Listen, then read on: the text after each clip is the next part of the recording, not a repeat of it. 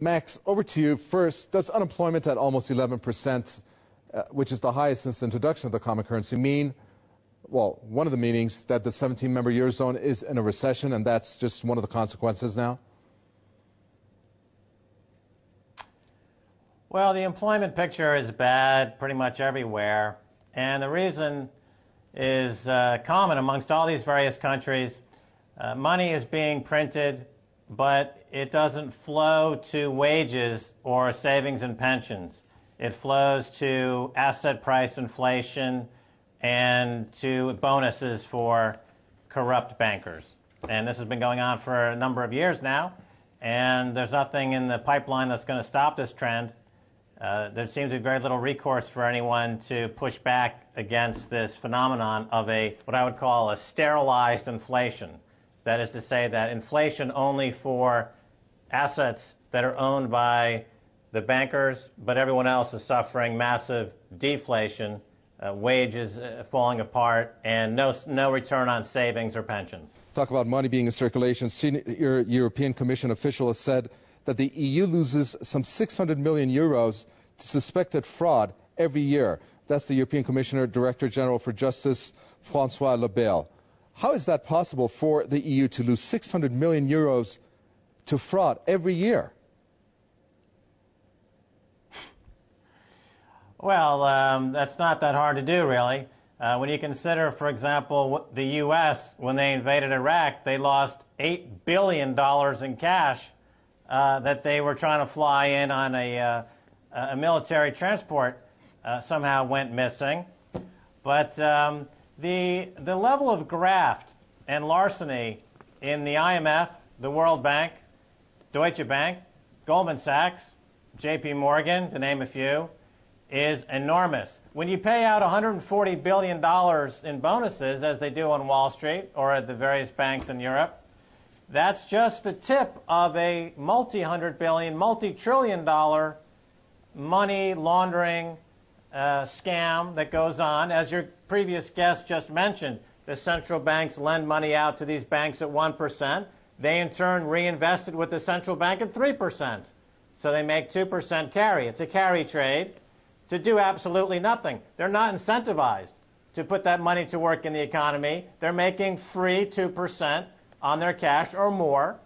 And when you have that kind of moral hazard, when you have that kind of sloppiness in the central banking system to the tune of many trillions of dollars, of course you're going to lose a few hundred million there and a few hundred million there. You know, it adds up after a time. But there's no accountability. There's no regulatory authority of any note, of any, there's no deterrent to committing financial fraud. Look at MF Global in the United States. Jamie Dimon and J.P. Morgan have been caught stealing $1 billion from customers. It's now not refuted, fully documented. There's no investigation. They simply say, well, you know, you win some, you lose some. Tough luck. And of course, J.P. Morgan has recently said that no account with less than $100,000, they have no interest in those accounts because they don't make any money on them. And they're introducing a new credit card for accounts with $25 million and above, where they get to trade on the Forex market without being raped every day by Jamie Dimon. That's the benefit. Who pays for that? Everybody else, through austerity measures.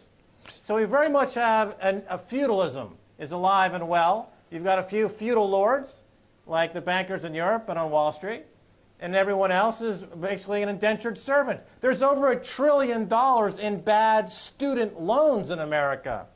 That's the next bubble to pop. That's another huge wave of youth about to be thrown into the street with $1 trillion of debt and told, go to a concentration camp and die, you pig. We don't care about you. You know, that's the message from Jamie Dimon today and Chase Manhattan. Go die in a concentration camp. The biggest growth industry in America is the prison industry. Why is that? It's the only growing industry in America is the prison industry. That's the most profitable industry, and the bankers are aiding and abetting the entrapment of folks with forcing debt down their throat and forcing them to go to prison, and that's the economy. Max Keiser, we know that this has been said also, that this is not a situation where you can get a quick fix regarding the Eurozone. Combined, I think 17 countries have on paper $10 trillion in debt. So if we can talk in terms of the general 17-nation bloc Eurozone, what is going to lead to a path that we can see some improvements in terms of the respective economies? Is what Angela Merkel suggested in terms of having an official at in every governmental financial institution in each country the solution to go on her way of tackling this? No. You know, I mean, the problem is that a country like Greece cannot defend itself against financial terrorists like Goldman Sachs. So they have no way to defend themselves, and that's a problem.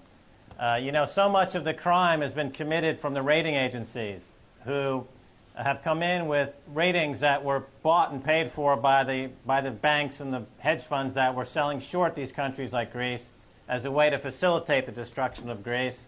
I would suggest that Greece open their own rating agency and they start putting a rating out on U.S. Treasury debt or British Treasury debt or Israeli Treasury debt and call it what it is, junk. American is CCC rated, and they should get the focus of the global attention on the junk status of a U.S. Treasury bond, because the Greek Treasury paper is backed up by real assets. They've got hundreds of billions of dollars worth of assets. Those assets are being stolen by foreign bankers for pennies. The Troika, of course, the three members of the ECB, IMF, EU, they just got Greece to sign off 111 tons of gold. Okay, that's one of their assets.